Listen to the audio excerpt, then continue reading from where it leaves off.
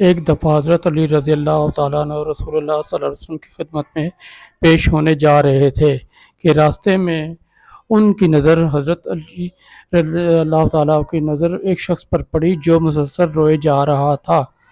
حضرت علی شیر خدا نے اس بندے سے رونے کا سبب پوچھا تو اس نے بتایا کہ میں بہت ہی بڑا گناہ گار ہوں، مجھے اللہ تعالیٰ کے عذاب سے ڈر لگتا ہے، مجھے سمجھ نہیں آ رہی کہ میں کیا کروں۔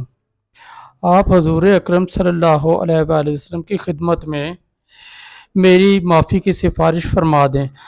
حضرت علی شیر خدا رضی اللہ تعالیٰ عنہ اس شخص کو ساتھ لے کر حضور محمد صلی اللہ علیہ وسلم کی بارگاہ میں پیش ہوئے۔ جب حضرت علی رضی اللہ تعالیٰ عنہ حضور اقدس صلی اللہ علیہ وآلہ وسلم کے سامنے گئے تو حضرت علی زار و کتار رو رہے تھے۔ حضور اکرم صلی اللہ علیہ وآلہ وسلم نے دریافت فرمایا، اے علی آپ کیوں رو رہے ہو؟ حضرت علی شیر خدا رضی اللہ تعالی عنہ نے فرمایا کہ اے اللہ کے نبی صلی اللہ علیہ وآلہ وسلم، میں آپ کے پاس آ ہی رہا تھا کہ راستے میں ایک شخص کو بہت ہی زیادہ روتے ہوئے دیکھا تو اس کی حالت دیکھ کر مجھے بھی رونا آ گیا۔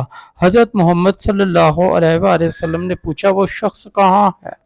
آپ رضی اللہ تعالیٰ عنہ نے عرض کیا، یا رسول اللہ صلی اللہ علیہ وسلم، وہ شخص باہر کھڑا ہے۔ حضور اکرم صلی اللہ علیہ وسلم نے اس شخص کو اندر آنے کی اجازت دی تو وہ بندہ آپ صلی اللہ علیہ وآلہ وسلم کے سامنے پیش ہو کر اتنا رویا کہ رسول اللہ صلی اللہ علیہ وسلم نے اس بندے سے پوچھا، اے نوجوان کیا ہوا ہے، تم اتنا کیوں رو رہے ہو؟ اس نے جواب دیا، یا رسول اللہ صلی اللہ علیہ وسلم، مجھ سے بہت ہی بڑا گناہ ہو گیا۔ حضرت محمد صلی اللہ علیہ وسلم نے فرمایا، مجھے یہ بتاؤ کہ تیرا گناہ بڑا ہے یا اللہ تعالیٰ کی رحمت بڑی ہے؟ اس بندے نے عرض کیا، یا رسول اللہ صلی اللہ علیہ وآلہ وسلم، میرا گناہ بڑا ہے۔ آپ صلی اللہ علیہ وسلم نے فرمایا کہ تیرا گناہ بڑا ہے کہ خدا کی قدرت بڑی؟ اس نے عرض کیا، یا رسول اللہ صلی اللہ علیہ وسلم، میرا گناہ بڑا ہے۔ حضرت محمد صلی اللہ علیہ وآلہ وسلم نے فرمایا کہ کیا تو نے شرک کا ارتکاب کیا ہے؟ بندے نے عرض کیا، یا رسول اللہ صلی اللہ علیہ وسلم، میں نے شرک کا ارتکاب نہیں کیا۔ حضور اکرم صلی اللہ علیہ وسلم نے فرمایا، کیا تو نے کسی بندے کو قتل کیا ہے؟ اس نے کہا کہ اللہ کے نبی، میں نے کسی کو بھی قتل نہیں کیا۔ حضور اکرم صلی اللہ علیہ وسلم نے فرمایا، پھر تم نے کون سا ایسا گناہ کیا جس کی وجہ سے تم اتنا زیادہ رو رہے ہو؟ پھر اس شخص نے اپنا سارا قصہ سنایا۔ اس نے کہا، یا رسول اللہ صلی اللہ علیہ وسلم، میں کئی سال سے کفن چوری کر رہا ہوں۔ میں امودوں کے کفن چوری کر کے ان کو فروخت کیا کرتا تھا، اس سے جو آمدنی ہوتی تھی اس سے اپنا پیٹ پالتا تھا۔ کہنے لگا کہ کچھ دن پہلے ایک لڑکی دفن کی گئی، میں اپنی عادت کے مطابق اس کا کفن اتارا اور وہاں سے جانے لگا تو مجھ پر شیطان غالب آ گیا، اس نے میری نیت بدل دی، میں نے اس لڑکی کے ساتھ زنا کیا۔ جب میں زنا کر کے اٹھنے لگا تو میں نے ایک آواز سنی کہ جیسے وہ لڑکی بول رہی ہو،